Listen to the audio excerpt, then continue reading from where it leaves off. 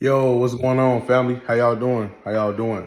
Now look, yesterday I had posted a video, y'all, of me getting pulled over by the police out here in Houston, Texas. So I'm gonna tell y'all something, right? So during that entire traffic stop, the same thing that I always told you guys, what would happen if I go to another state is the same thing, right? So this is how it usually works.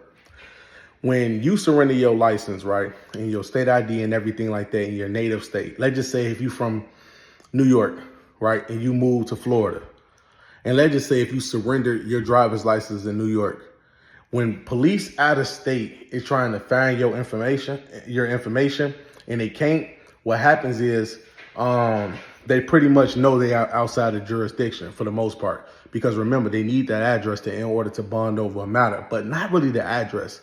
It's really your state ID or your state driver's license, because putting a person's name with an address with a date of birth down for a citation is not enough proof for a jurisdiction. Remember the ticket that I got a while back in Illinois?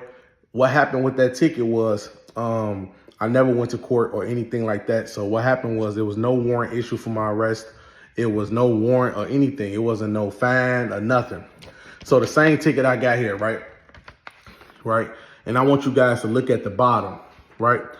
Warning. If you fail to appear in court as provided by law for the prosecution of the offense for which you are being cited, or if you fail to pay or satisfy a judgment ordering the payment or a fine in the cost and the manner ordered by the court, you may be denied renewal of your driver's license.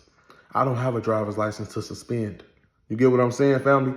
So when you receive stuff like this, citations, throw that shit in the garbage, especially if you got no contracts in the state that you're currently in. And also make sure that all of your make sure all of your contracts in your current state or your previous state is surrendered before you want to move to a new state, because they all connected. You get what I'm saying? So the citation means nothing, especially when they put no driver's license or anything like that. Look what they put. They put the defendant's last name, first name, middle name, just put the date of birth, and they put the the identification of my vehicle. They just put a Ram, a red Ram. Did they put the VIN number? Nope, I don't even see the VIN number. No driver's license, nothing. They ain't put a license plate number. They didn't put an ID number or nothing. Only thing they used was an address that I never lived at.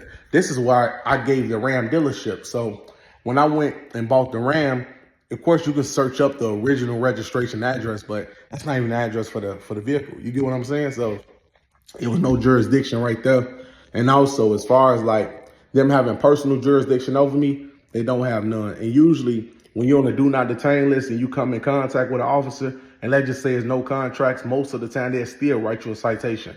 I had students where they got issued a citation and they just put no address on the damn citation. And so they couldn't do anything with the citation. And usually they just throw it out. And it's another thing. Please, I'm glad I had to include this. Remember, never sign a ticket. Anytime you sign a ticket, you gave acknowledgement of the ticket. That means you know that you received it. So when the officer say, hey, I just need you to sign this, you got this court date. No, I don't want to sign a ticket. He said, okay, man, and let me go. Just like that. If you don't appear, you're going to have a fine. Okay. Send it to, I don't know, the United States Treasury. I don't pay for it. Why would you send it to me? You get what I'm saying?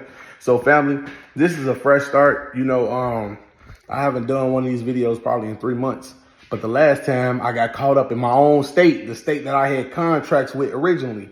And like I said, more information is constantly coming out, more things that we constantly got to figure out. In our native state, the state that we was born in, is 9 times out of 10 is the state that we were slaves in as well. So if you ever had contracts in the state, it does not disappear. They never go away. Even if you surrender it, right? It's still in the system. So they always going to be able to bond over the case, even your vehicles when you buy it.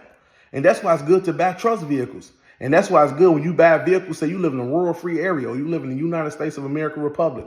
You don't live in no fictitious zip code or jurisdiction or anything. It's tied in your vehicles how bad they want jurisdiction over you. You get what I'm saying? That's why the officer came back and said, hey, sir, do you have any other IDs in any states? I said, no, sir, I don't have any contracts in those states. He's like, oh, so you don't have any other contracts in other states? I'm like, nope, I have no contracts, sir, none at all. No contracts.